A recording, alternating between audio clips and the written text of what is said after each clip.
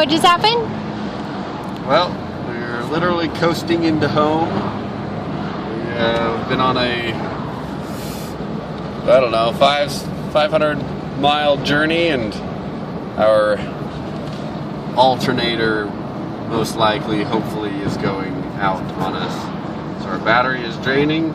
We're coasting into O'Reilly's. At 0 miles an hour because our gauges have all died. And apparently we're totally empty on gas. Apparently. No, stupid stoplight! We can't make it!